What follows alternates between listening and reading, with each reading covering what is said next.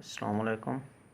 M फरमान करीम mathematical method का हमारा जो आज का टॉपिक है वो orthogonality of vessels differential equation, यानी कि बेसल्स फंक्शन की हमारे पास ऑर्थोगोनैलिटी क्या है, हमने प्रूव करना है।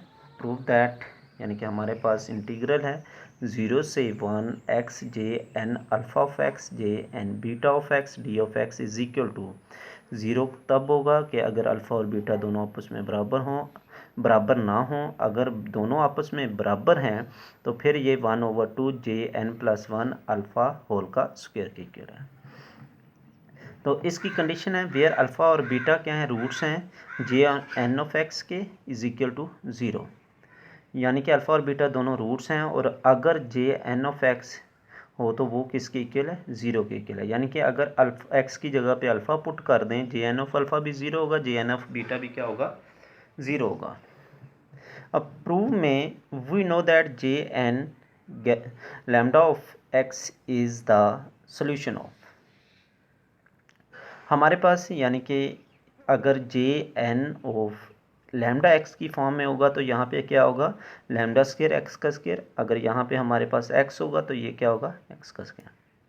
अब ये हमारे पास इसका बेसल डिफरेंशियल इक्वेशन की जनरल फॉर्म है।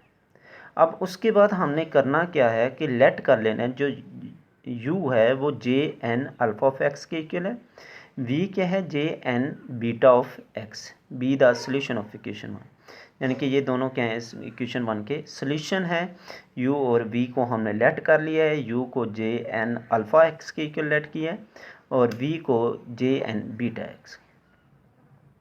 अब नेक्स्ट हम लोगों ने क्या करना है, इन दोनों को यूज़ करते हुए दो इक्वेशन बना लेनी है, यानी कि एक में हम लोग y की जगह पे u यूज़ कर रहे हैं, दूसरी में y की जगह पे v यूज़ कर रहे हैं।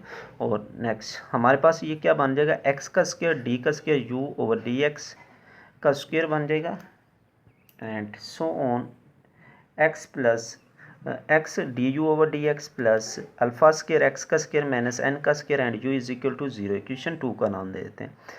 इसी तरह से एंड एक्स का स्क्वायर डी का square v over D x का square plus x d we over D x plus beta square x square minus n का square v is equal to 0, equation 3 का नाम देते हैं। Multiplying 2 by v over x and 3 by u over x and subtracting. अब यहाँ पे हमने क्या करना है, मल्टीप्लाई कर देना है जो इक्वेशन 2 है उसको v ओवर एक्स से एंड जो 3 है उसको u ओवर एक्स से, और उसके बाद दोनों की आपस में सब्ट्रैक्टिंग भी कर देना है हम लोग ने। तो जिस वक्त हम लोग मल्टीप्लाई और सब्ट्रैक्टिंग के बाद हमारे पास जो इक्वेशन बनती है v ओवर एक्स एक्स का स्क्वायर d का square u over D x का square plus x d you over D x plus alpha square x square minus n का स्क्वायर एंड u माइनस दूसरी equation जो तीसरी equation थी उसको पे हमने u ओवर एक्स मल्टीप्लाई कर दिया। अब उसके बाद यहाँ पे एक स्टेप डायरेक्ट किया हम लोगों ने कि अब v ओवर एक्स इससे मल्टीपल हो रहा है, इन सारी टर्म्स पे मल्टीपल हो रहे हैं। हम लोग पहले इन दोनों को सिंप्लीफाई कर लेते हैं, यानी कि v ओवर एक्स जब x पे x एक कैंसिल आउट हो जाएगा, एक x रह जाएगा, d का square u over D x का स्क्वायर एंड साथ में एक x भी है। जब ये इस दूसरी इक्वेशन की पहली टर्म पे अप्लाई करते हैं, एक x कैंसिल आउट हो जाएगा, एक x हमारे पास वैसे ही साथ रह जाएगा। तो अब इन दोनों x में x जो साथ है तो वो कॉमन आ रहा है, उसको हम लोग कॉमन ले लेंगे, बाकी ये दोनों टर्में ये आ जाएंगी। इसी तरह से इसकी सेकंड टर्म और इसकी सेकंड टर्म में हमारे पास क्या है, x पे x कैंसिल आउट हो जाएगा और ये हमारे पास इसकी सेकंड टर्म आ जाएगी। और इस तरह से इनकी थर्ड टर्म हमारे पास ये u and v over x बन जाएगा, इसमें भी u v ओवर x दोनों में ये कॉमन आ रहा है, बाकी वैल्यू ये हमारे पास आ जाएगी, n पे n कैंसिल आउट हो जाएगा और ये हमारे पास इक्वेशन बन जाएगी। अब यहाँ पे हमारे पास ये दोनों टर्मों को कंबाइन करके हमने इस फॉर्म में इकट्ठा करके लिख दिया, यानी कि ये अगर हमारे पास इस वैल्यू पे हम लोग डेरिवेशन अप्लाई करें तो ये वैल्यू हमारे पास वैसे ही दोबारा बन जाती है। यानी कि हमारे पास अगर इस वैल्यू पे हम लोग डेरिवेशन अप्लाई करें तो हमारे पास ये वैल्यू दोबारा बनती है। तो इसलिए हम लोग इसको कंबाइन करके डेरिवेशन फॉर्म में इस तरह लिख सकते हैं, और यहाँ पे n का स्क्वायर n कैंसिल आउट हो गया था, बाकी ये वैल्यू आ जाएगी। अब इसमें x का स्क्वायर भी कॉमन आ रहा है, एक्स का स्क्वायर जब कॉमन लेंगे एक एक्स कट जाएगा, एक साथ वैसे ही मल्टीपल हो जाएगा, और यहाँ पे alpha square minus beta square, और इस साइड पे हमारे पास ये वैल्यू वैसे इधर आके दूसरी साइड पे आके माइनस हो जाएगी।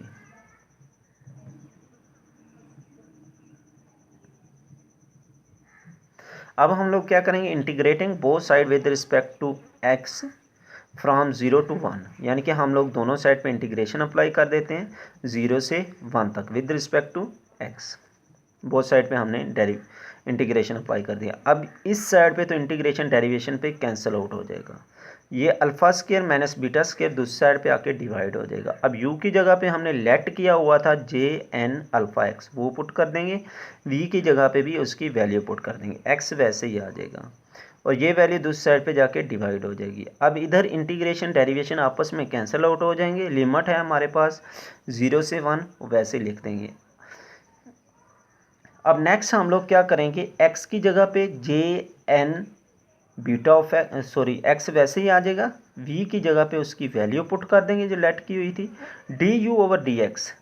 अब u था हमारे पास J N alpha of x के इक्वल, हम लोग क्या करेंगे जब इस पर डेरिवेशन अप्लाई करेंगे d you over D x, alpha आ जाएगा J n derivation alpha of x, यानी कि J N of x alpha x की डेरिवेशन लेंगे, जब दूसरे फंक्शन की दोबारा डेरिवेटिव लेंगे तो अल्फ़ा शुरू में आ जाएगा। ये D you over D X, इसी तरह से D we over D X की भी वैल्यू हमने लिखी हुई है, ये वैल्यू यहाँ पे सारी रिप्लेस कर देंगे। अब ये इक्वेशन आ जाएगा। अब नेक्स्ट स्टेप में हमने क्या करना है, इस पर लिमिट अप्लाई कर देनी है, यानी कि जहाँ पे एक्स है 1 पुट कर देंगे, जब 0 पुट करेंगे इस जगह की वजह से माइनस दूसरी, जब लोअर लिमिट सारी की सारी क्या हो जाएगी 0 हो जाएगी, अपर लिमिट में यहाँ पे एक्स आ जाएगा, यानी कि यहाँ पे एक्स की जगह पे 1, और यहाँ पे अकेला बीटा, यहाँ पे अकेला अल्फ़ा, यहाँ पे अकेला अल्फ़ा, एंड यहाँ पे अकेला बीटा आ जाएगा। तो नेक्स्ट हम लोग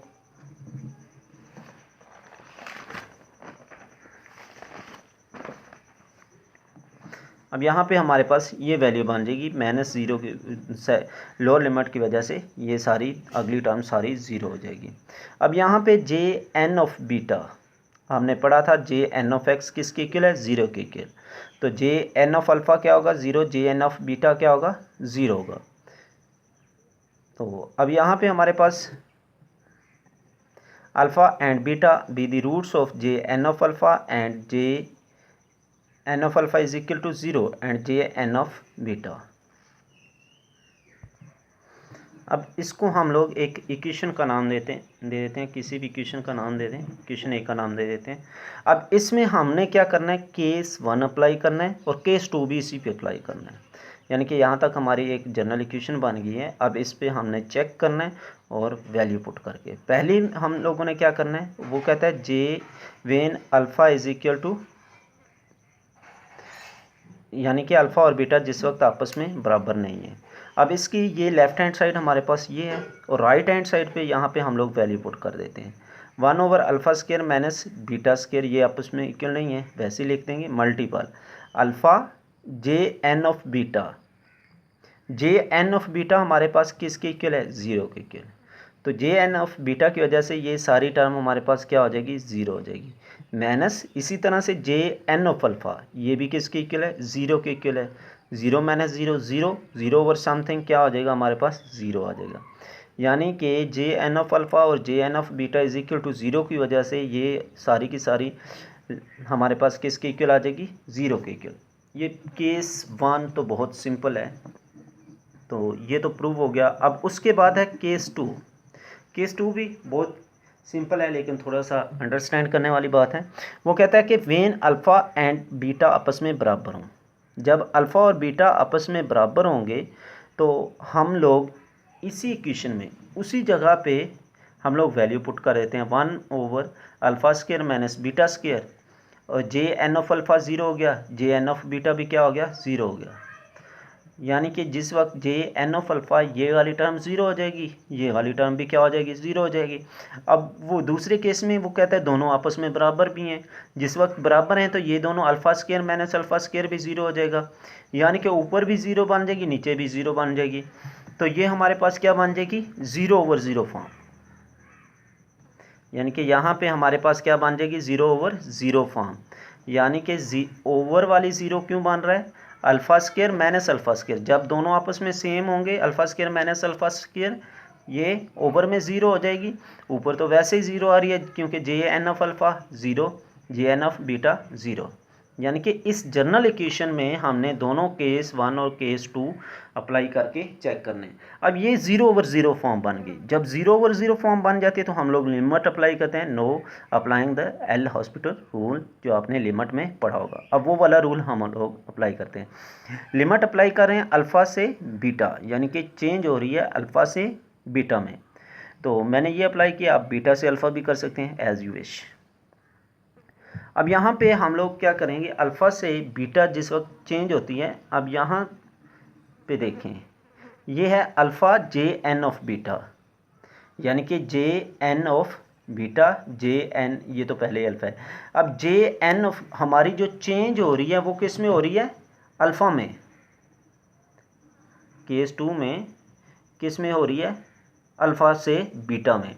अब ये शुरू में ही हमारे पास क्या है, बीटा है, तो ये तो हमारे पास क्या हो जाएगा, ज़ीरो हो जाएगा। यानी कि जे एन ऑफ बीटा में कोई चेंज नहीं हो रही, ये वैसे का वैसे ही रहेगा। तो इसलिए जे एन ऑफ बीटा क्या हो जाएगा, हमारे पास ज़ीरो हो जाएगा, यानी कि पहली टर्म ज़ीरो हो जाएगी। अब minus beta J N of alpha, यानी कि ये जो जे एन ऑफ अल्फ़ा है ये चेंज हो जाएगा। डेरिवेशन क्या होती है, चेंज होती है। चेंज हो जाएगा किस में, J N of prime of alpha में, J N of prime beta as a constant ही रहेगा। ये हमारे पास बीटा का बीटा वैसे ही आ जाएगा। तो इसलिए हम लोग minus beta J N prime of alpha, J N of beta minus क्या हो जाएगा, 2/अल्फ़ा। 2/अल्फ़ा क्यों होगा, क्योंकि ये दोनों हमारे पास क्या हैं, सेम है। तो हम लोग इनको लिख सकते हैं माइनस 2/अल्फ़ा। अब ये दोनों आपस में क्या है, सेम है। जिस वक्त दोनों आपस में सेम है तो हम लोग क्या करेंगे, बीटा बीटा पे कैंसिल आउट हो जाएगा, या अल्फ़ा अल्फ़ा पे कैंसिल आउट हो जाएगा, क्योंकि ये अल्फ़ा और ये वाला बीटा लिखा हुआ है तो ये तो दोनों आपस में सेम है, क्या हो जाएंगे, आपस में कैंसिल आउट हो जाएंगे। और यहाँ पे हमारे पास क्या आ जाएगा, 1/2 J N prime of alpha, क्योंकि दोनों सेम है हम लोग इनको J N prime of beta भी लिख सकते हैं, अल्फ़ा भी लिख सकते हैं। तो अब उसके बाद ये हमारे पास किसके इक्वल आ जाएगा, 1/2 J N plus 1 alpha whole का स्क्वायर। अब इससे जे एन से जे एन प्लस 1 कैसे हुआ, ये हमारे पास प्रॉपर्टी है रेकरेंस रिलेशन की। यानी कि J N prime of X हो तो उसको एन ओवर एक्स लिख सकते हैं, J N of X minus J N plus 1 of X. अब जिस वक्त अल्फ़ा पुट करेंगे जे एन ऑफ अल्फ़ा की वजह से ये टर्म ज़ीरो हो जाएगी, क्या बन जाएगा, J N prime alpha is equal to minus J N plus 1 and alpha. अब जब यहाँ पे पुट करेंगे तो माइनस स्क्वायर लेंगे, स्क्वायर की वजह से ये माइनस ख़त्म हो जाएगा, तो ये हमारे पास क्या आ जाएगा, प्लस आ जाएगा। ठीक है बेटा, बेस्ट ऑफ लक एंड अल्लाह हाफिज़। आज का हमारा बेसल्स डिफरेंशियल इक्वेशन का टॉपिक कंप्लीट हो गया। नेक्स्ट हमारे पास ग्रीन्स की फर्स्ट डायमेंशन है, सेकंड डायमेंशन है और उसका एक मेथड है अप्लाई करने का। तो इसकी जिस तरह से हमने लेजेंडर्स डिफरेंशियल इक्वेशन में उनकी प्रॉपर्टी डिस्कस की थी और उसकी प्रॉपर्टी प्रूव भी की थी, इसकी भी इसी तरह से प्रॉपर्टी होती हैं और वो आप लोगों ने खुद करनी है, यानी कि उसमें मैंने आप लोगों को प्रूव करवा दी थी, इसमें ये वो प्रॉपर्टी आप लोग खुद सोल्व करोगे। तो ठीक है बेटा, बेस्ट ऑफ लक, अल्लाह हाफिज़।